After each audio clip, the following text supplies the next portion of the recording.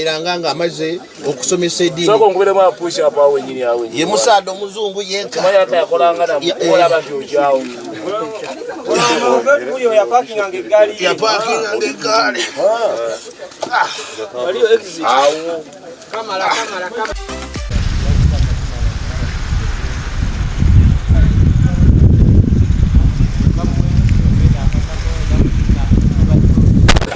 I've been told there was some signposts here, but kids keep stealing them. Some of them. But once we have the place well secured, we'll resolve all those issues. So that's why he would bring up.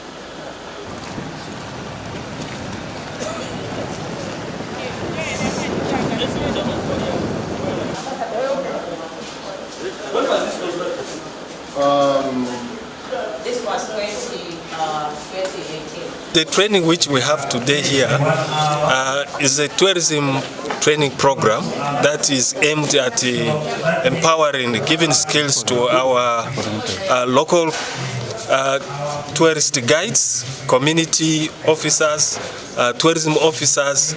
We are where tourism used to be centralized, and right now they are employing tourism officers in the cities and districts.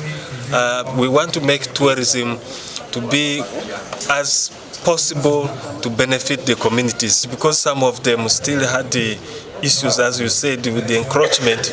We're still discussing. We want to preserve and protect all these sites so that we secure our heritage sites for today and future. So the law is operational. Anybody caught in destroying the site, you get the law and you report to the district or local authorities. They will be sued. So wetubeire wano twabakobera challenges detulina nti tuzira sente ditumala kubanga twetaaga okutaawo okwe-establishinga a big museum, okwongereza ku museum gye tulina nga Nile Museum, Nile Garden Museum, Kigulu Museum. Tulina okutaawo enene etwala wona but we don't have enough funds. Then tulina challenge ya infrastructure, enguudo, masanyalaze to some of these tourism places. Kati ng'eyindi gye twali identifying, because how we've managed to develop n'okwe-establishing tourism sites is through identification. of new tourism sites through the unveiling programs that twali tukola. Otwaja enakyaka, most of you mwidda kulaga abantu ebifaananyi ebyo nga tuli nakyaka Harbour Forest site. Problem yaliwo yali njira. Kati eyo na challenge ya maani ino nti omuntu ayenda okujja ku site eriko obulezi bw'omubono bw'omunsi buno obuwonya n'obwidandaba ayenjire kutwalayo olwisi ekaluubirizaamu.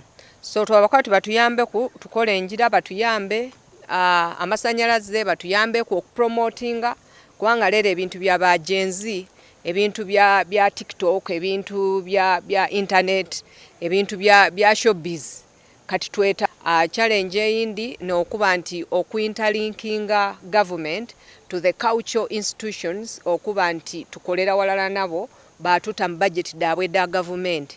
Ojja okwesanga nga government webe erikola budget yaayo etwala ebintu bino bye bakola bonabona ife tiba tutaamu nga cultural institutions aye nga badependinga ku ife okupromoting ebintu byabwe aye bo sente daabwe badisaba mu government mu budget dibadaabwe tojja kubona mu sente da kagulu tojja kubona mu da Bishop Hannington. So we also advocated nti batuyambe batute mu budget tutegeere nti Ministry of Tourism ya government erimu akawumbi kalala kaina kujja Busoga, abuwumbi bubiri bwina kujja Luuyi, obundi akawumbi oba milioni 5 bije Bunyoro bijewa like that. Etwala omukisa guno okubategeeza nti Kagulu aliyo.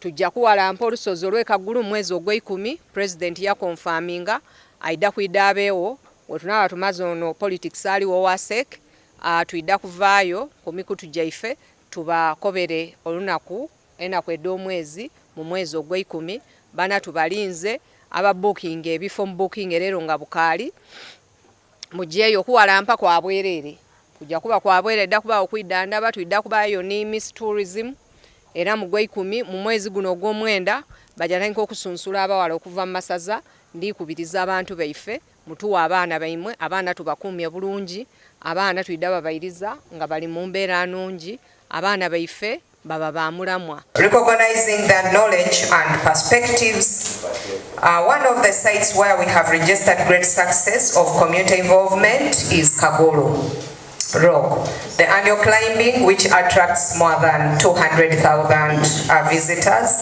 ensuring that the tourism revenues are distributed fairly, contribute to the economic well-being of the local population. At this point, we want to go out for a group photo with our officials, and then after that we shall have our tea break. May the gods of Busoga, the gods of heaven, the gods of President Museveni protect you all in Jesus' name and Busoga's name. Thank you.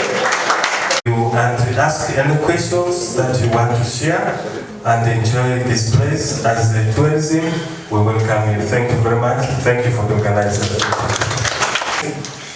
You know, we tend to see tourists as the those ones. But you can also be a tourist in your country. Appreciate. Yes, I've been working in Kabale, but when you reach there, actually when you come from back to our roots, I think not only tourism, but we need that program, sure, back to our roots. And I was asked what to welcome you, which I'm doing. I thank the Lord who brought you all safely to this destination. You've not got one identification and assessment. That is one way of managing the heritage sites that we've been doing. One of the key aspects of effective management of the heritage sites is identification and assessment. There are about 36 known natural and cultural heritage sites in Busoga, including the source of the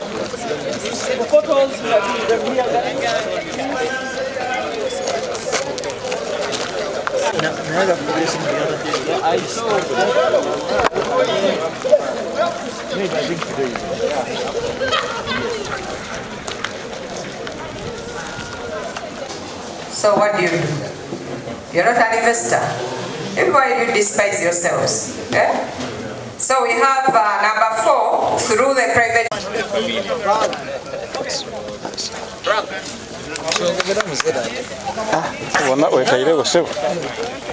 The yellow pass.